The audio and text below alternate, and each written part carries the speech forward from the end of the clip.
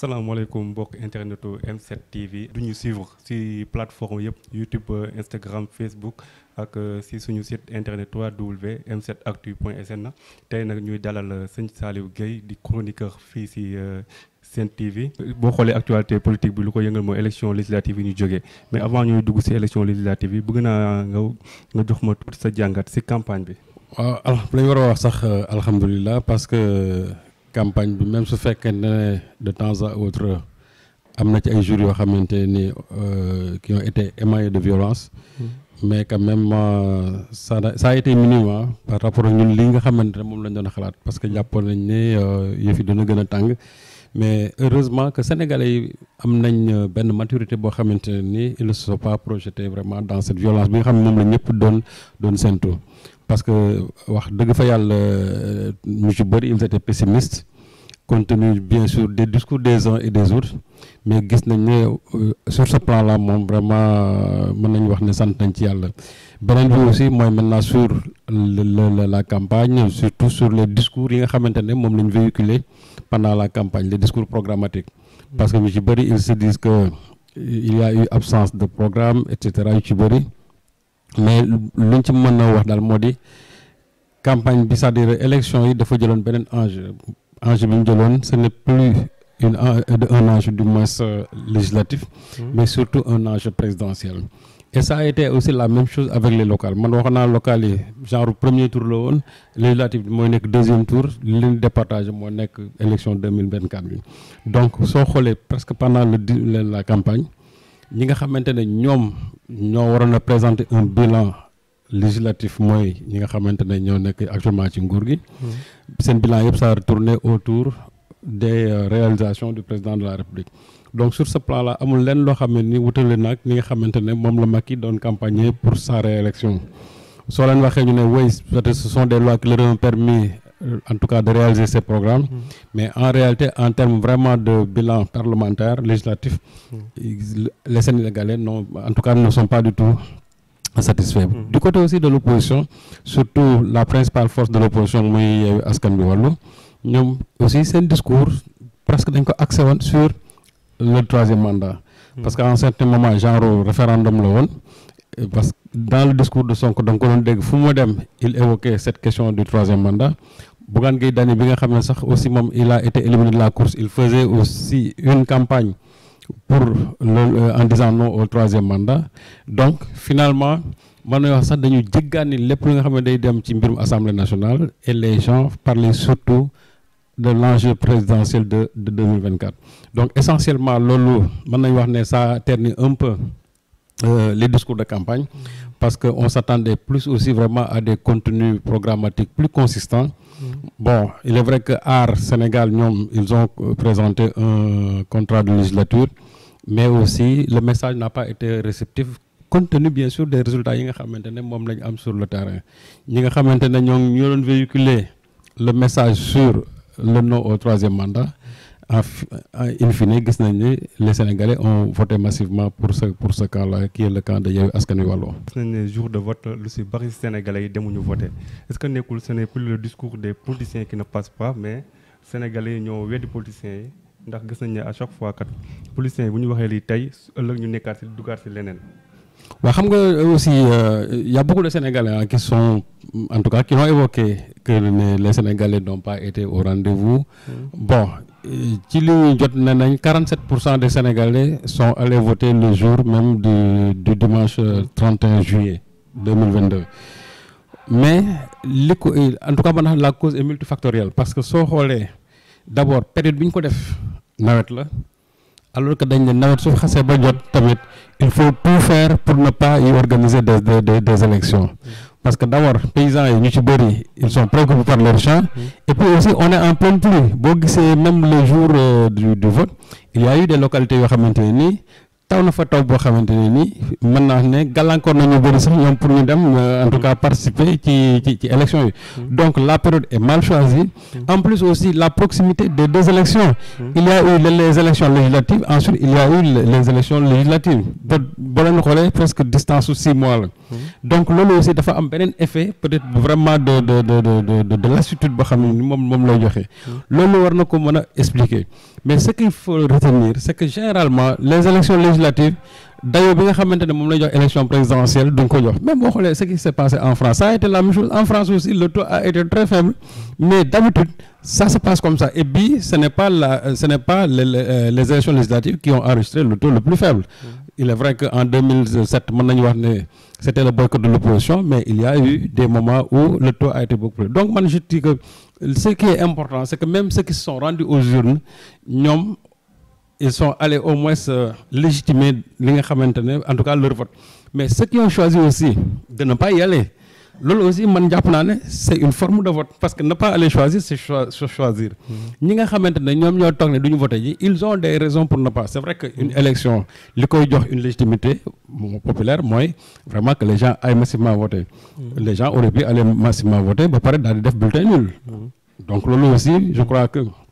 pour man daal amul solo li ci am solo mooy c'est que les urnes ont parlé. Il y a eu des partages entre les deux grandes coalitions et maintenant on attend les proclamations officielles pour ñu mën a situer vraiment les uns et les autres ci résultats yi. Ba léegi ci biir vote yi gis nañ ñenn ci ay transhumants laa ko mën a tuddee. demoon fekk ji nguur gi dañoo perdre seeni bureau de vote seeni localité te loolu nag mu nekk lu jaaxal lu bari Sénégalais yi ñeneen ak ñeneen. bu ñu leen gisee seen coalition boobu ñu bari dañoo yaakaaroon ne kan mënoon nañ def ballottage ak Barthélémy Dias mais teewul dañoo perdre seeni localité ak seeni bureau de vote loolu tamit lu doy waar te nekkul Sénégalais yi dañoo commencé am maturité commencé xam ci politiciens yi bu baax a baax. Mais suñu ku jàngat histoire Sénégal depuis 2000 le tournant de 2000 jusqu'à aujourd'hui mais war nga xam ne lii am dimanche bi passé avec les transhumants du luy bette. Man vraiment man amoon dara du ma ci bett d'ailleurs je m'attendais réellement à ça c'est le contraire qui aurait vraiment m'étonné parce que soo xoolee élection yi passé présidentielle wala yi ko jiitu transhumants yi ils n'ont jamais fait carton plein transhumants yëpp les gens les sanctionnent depuis 2000 jusqu'à aujourd'hui coup de transhumé d'ailleurs li ci gën a neex moo di tey da ngay gis même benn kilifa diine day joxe ndigal par exemple wala benn kilifa da joxe ndigal daan ne voter leen pour tel les gens ouvertement ne ko duñu voter foofu ou bien au soir des urnes les gens lu montrent que en réalité ñun seen ndigal bi dégguñu ko. C'est la même chose c'est-à-dire que citoyens sénégalais yi kenn da leen moomul il faut que yenn politiciens yi qu'ils cessent quand même de considérer les Sénégalais comme du bétail électoral nit ñi mën nga leen a jiite mais ca la ñu bëgg mais bu fekkee ne yow da nga jàpp ne yow sa bëgg-bëgg moo tax nga leen jiite ba nga xam ne foo leen ne romb leen fa ñu romb fa en réalité loolu ça ne paye pas. Bamba Fall ce qui lui est arrivé mais c'était prévisible moom xamoon na ne et d'ailleurs les gens lui avaient dit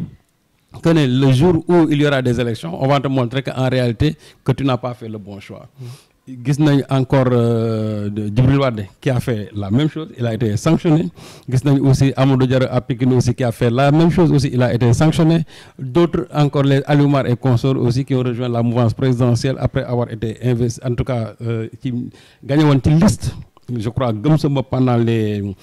les locales ñooñu aussi les gens les ont rigoureusement sanctionnés. C'est que Sénégalais yi ñoom seen wàllu bopp ñoo am maturité politique et démocratique au point que un politicien buy comporté woo vraiment de façon en tout cas indue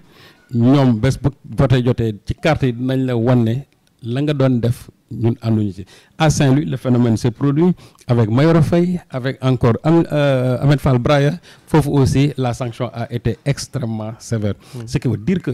il faut que politiciens yi respecter vraiment les électeurs sénégalais. Bu ñu leen respecté li ñu bëgg ci ñoom danañ ko am mais quand tu penses que yow ñii da nga leen a jiite heure bu la neexee nga ne xaaral ma génne xaalis joxe la preuve les zones là où on a distribué le plus d'argent mais ce sont ces zones là qu'ils ont perdu réellement. Dakar gii lan lañ fi joxewul ci xaalis dañoo joxe lu ne joxe tout le monde s'est impliqué le président amul lu mu jéemul yokk fi ay salaire bon recevoir fi ay je ne sais pas ay organismes ay associations mais terewul xool Dakar daf ko perdre littéralement léegi nag il doit se poser des questions sur vraiment l'efficacité de tout ce qu'il a fait. ñoom xam nañu aujourd'hui ce qui est important c'est de tenir aux Sénégalais un langage franc, un discours politique convaincant, mais jël tout ce qui est xaalis parce que kiy joxe xaalis kooku amul argument ki nga xamante ne moom mi ngi jël matériel di la ko joxe aussi kooku amul argument. Politiciens yi bu ñu bëggee convaincre population yi nañ leen di tenir des discours bien argumentés et des discours convaincants. Vraiment c'est ce que j'ai vu man dans la coalition Yewwi et j'ai vu que Ousmane Sonko pendant tout le temps est-ce que le discours est sincère ou pas loolu peut-être on verra après mais au moins il a essayé de donner un discours convaincant et que même da ngay gis sur place sax les gosses lui disent chaque fois que ñun nous sommes engagés personne ne nous a payé nous sommes venus de nous-mêmes ñenn ñi sax dañu ko essayer matérialiser génne ay de façon symbolique ay 25 ak ay 50 ñi indi ay orange et cetera pour montrer tout simplement que xaalis ci boppam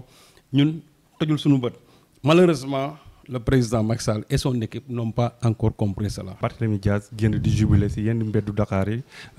kii nag ñu si mel ni kii di Mimi Touré woote si guddi si woote conférence de presse di wax na ñoom ñoo gagné lu toll si 30 gox ñi ki démb sax wàññi na benn gox est-ce que loolu nekkul nag luy indi ñi ki jàqare si yenn Sénégalais yi ndax Sénat ba léegi waxagul. bu la neexoon sax ñu génn daan ne on a gagné tous les 46 départements. est-ce que lu gën nekkul lu mu ñaari camp yëpp toog xaar Sénat doo ko def wax ñu doo ko génn wax laa wax moo tax ma ne ñoom tey bu la neexu ñu génn essayer sax manipuler opinion bi parce que c'est des hommes politiques mais xam li ci am solo mooy kuréel officiel yi nga xamante ne ñoo war a proclamer résultats yi d'abord les instances juridiques ensuite le conseil constitutionnel c'est-à-dire foofu la ñoom nag am nañu seen i staff aussi am nañ seen i techniciens am nañ seen i statisticiens donc su la neexee qu'ils procèdent à des calculs mais encore une fois les Sénégalais ne sont pas dupes. Sénégalais yi jàng nañ xam nañ gis nga mbir mi Basile yomb na parce que boo xoolee département yi nga xamante ne ku nekk xam na moom nga gagné déjà Aminata Touré il faut mu wàññiwaat parce que moom 30 yam waxoon aujourd'hui je crois le chiffre tourne autour de 27 parce que da ci boole woon Sédhiou da ci boole woon Goudomp boole ci encore je crois la diaspora Afrique du Sud daf ko ci boole woon ba pare boole ci encore en Asie te loolu lépp Yewwi Askan Wi gagné na ko donc je crois que il doit revoir ces chiffres à la baisse loolu nag su ko revoir à la baisse mooy taux ba nga xamante moom la joxoon boppam aussi day wàññeeku te xam nga Aminata Touré aussi je crois que c'est une manipulatrice xamul tax parce que boo fa nekkee ne da ngay jàkkaarloo ak say militants ou bien nga jàkkaarloo Sénégalais bu leen informer da nga leen di wax loo xam ne mën leen convaincre mais boo nee gagné nañ département bi gagné nañ non nous ne sommes pas dans une élection locale ni départementale on est dans des élections législatives li am solo mooy nombre de députés li ñu ci waroon teg kay mooy gagné nañ tant de départements ça nous donne tant de députés su boobaa nit ñi mën a xayma parce que boo nee gagné nañ tant de députés yow xam nga département bu nekk ñaata député lay génne tu fais le calcul et puis mu génn Déthié Fall ba mu génnee dañ ne ñun voilà li ñu remporté bu ci nekk bii député lay joxe boo defee la sommation finalement mu jox la 55. léegi nag par rapport ak ñoom le nombre de votants dinañ mën a essayer def une projection sur le quotient loolu moo leen di yóbbu ci proportionnel bi ci quotient électoral bi léegi su boobaa nag la nga am boo ko diviser di nga xool maanaam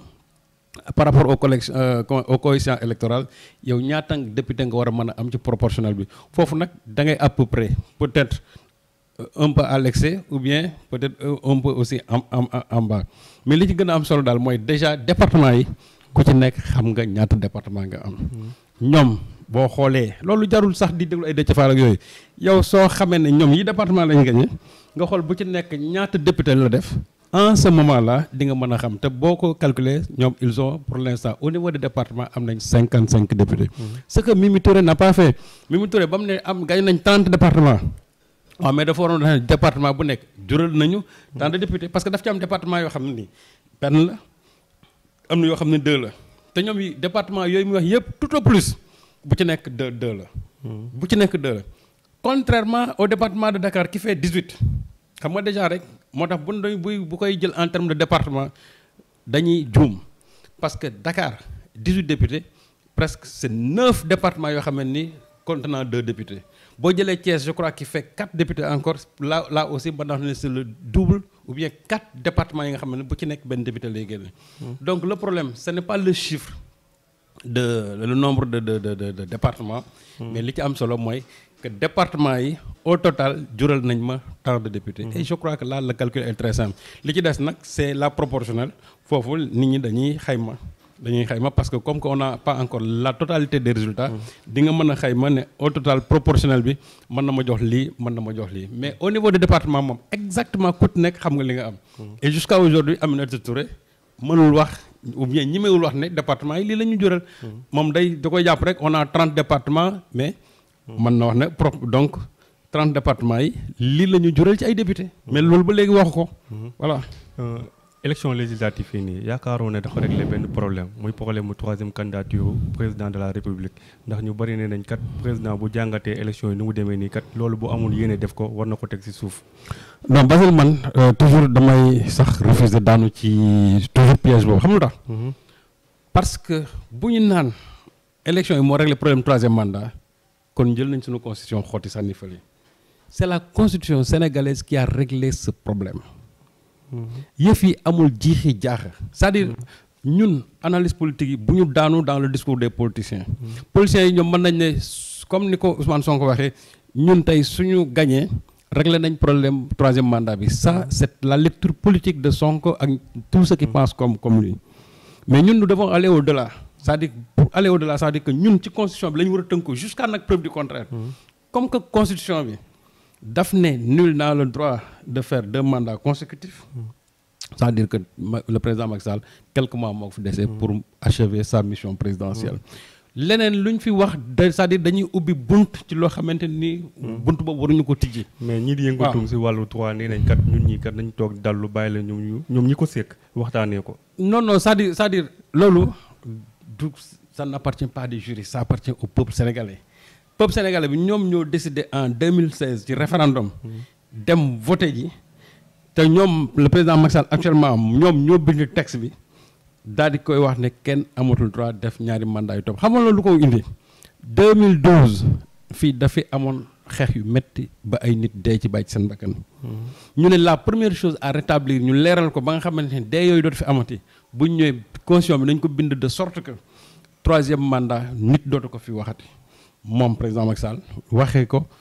bind ko ci livre am ay nitam di ko wax nañ ko mais nag pouvoir moo grave parce que da ngay dem benn instant boo xamante ne ni dafa am loo xam dafa lay pousse pour la nga waxoon yëpp nga renier ko donc actuellement ils sont dans le reniement mais ñoom seen akulaay taala xam nañ ne aujourd'hui y a pas amul benn lëndëm ci constitution bi te dañ ne les gens posent même des problèmes ci niñ ko bindee et cetera xam nga loolu c'est la lettre mais l'esprit c'était quoi droit nag dafa am ñaar c'est esprit et lettre dañu la suñu demee ba lettre bi lëndëm mooy mbind mi lëndëm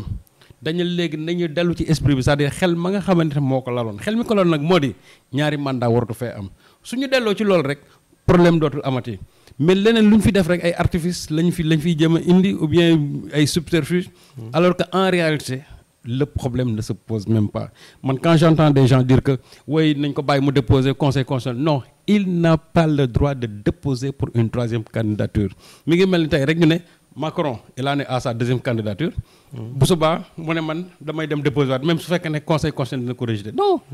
c'est-à-dire aussi politique am na éthique tu n'en as pas le droit c'est pas une question que damay dem déposer dañu la pare nga ci Lula da Silva bi nekk Brésil def na 2 mandats de 4 ans waaw non mais conseil constitutionnel c'est-à-dire non dama ne président bi moo warul dem déposer amul droit dem déposer il n'en a pas le droit c'est-à-dire conseil constitutionnel boobu dañ ko respecter xam nga respecter conseil constitutionnel c'est respecter encore vraiment les Sénégalais c'est respecter aussi sa constitution parce que li la constitution bi tere nga ne non man même su ma ko tere aussi naa dem même suñ ko dee rejeter non ça veut dire que toi tu ne respectes même pas ton peuple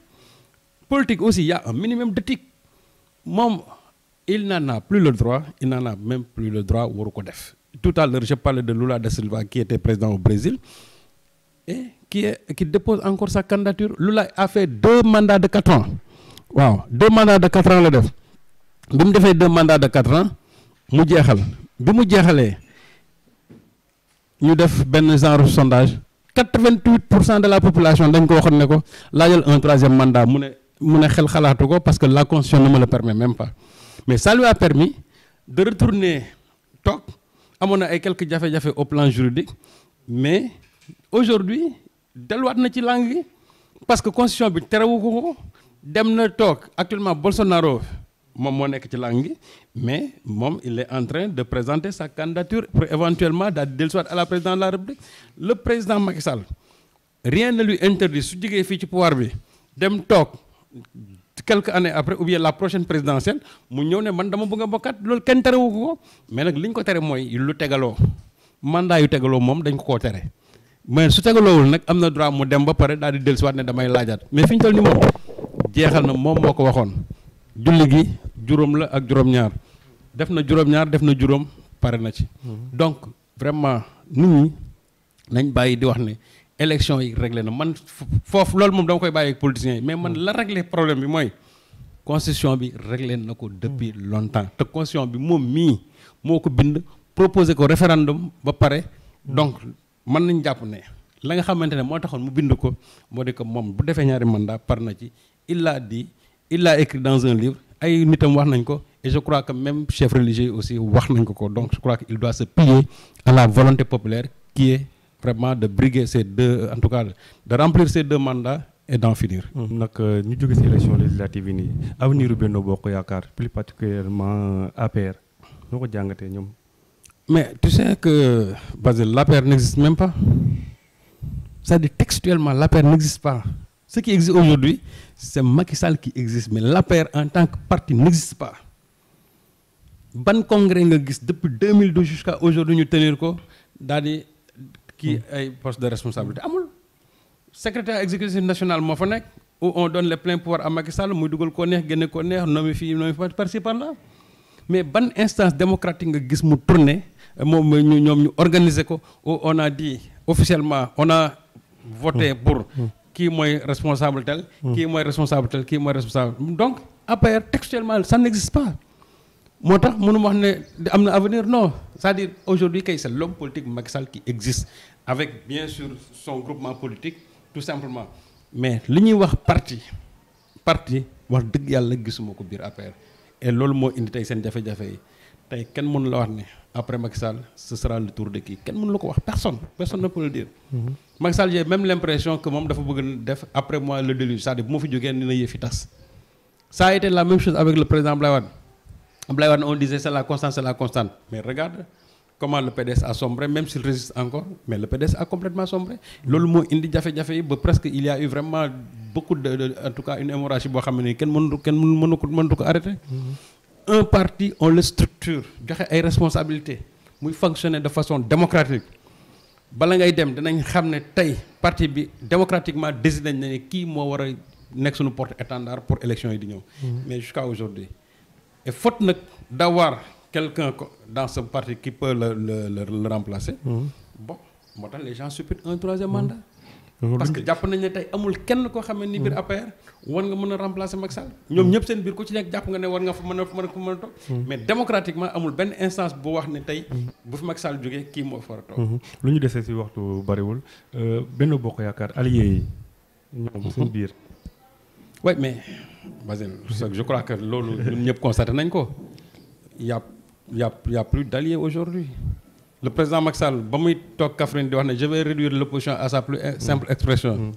man dama ne ko da nga waroon wëlbati wax ji daan ne je vais réduire mes alliés à leur plus simple expression et il l'a fait. Aujourd'hui l'AFP disparaît,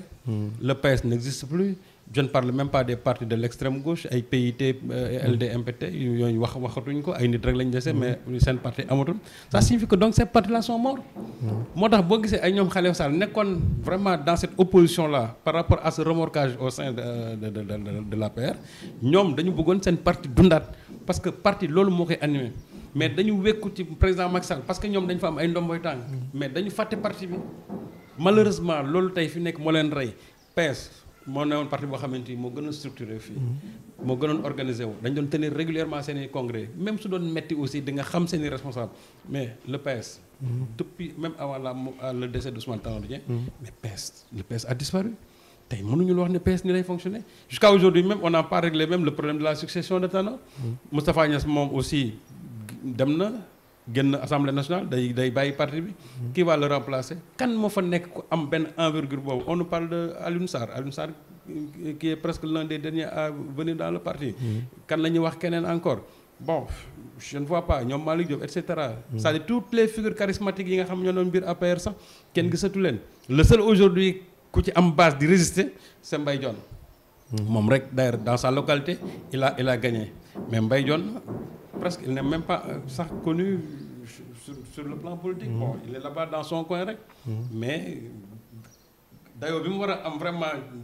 en tout cas au plan national. aussi il ne l'a pas moo tax ma ne donc tous ces partis alliés vont disparaître avec l'APR. ça moom c'est clair ils vont disparaître avec l'APR. Abdoulaye Wade am na parti yu mu yóbbaale ba mu fiy jógee. Macky Sall aussi suy dem dina leen yóbbaale gis nga le réew mi moom on n'en parle même plus. d'ailleurs le seul bastion qui reste à dresser je crois la confirmation mooy encore lii xew ci législative yi locales yi déjà c'était le premier tour. Aujourd'hui le premier coup bii mooy coup de grâce bi je crois que Idy aussi lui il disparaît de la scène politique. merci beaucoup doyen que tey nag comme ni ngeen ko gisee ngeen ñu suivre fii ci M7 tey invité de la rédaction doom dalal kii di sëñ Saliou Gueye chroniqueur fii fii ci Sen TV doyen c'était un plaisir di toog ak yow quand même merci beaucoup encore une fois. waaw merci Basile vraiment maa ngi lay gërëm vraiment sa technicien aussi di yóbbante nuyoo mon jeune frère Cheikh Diaby.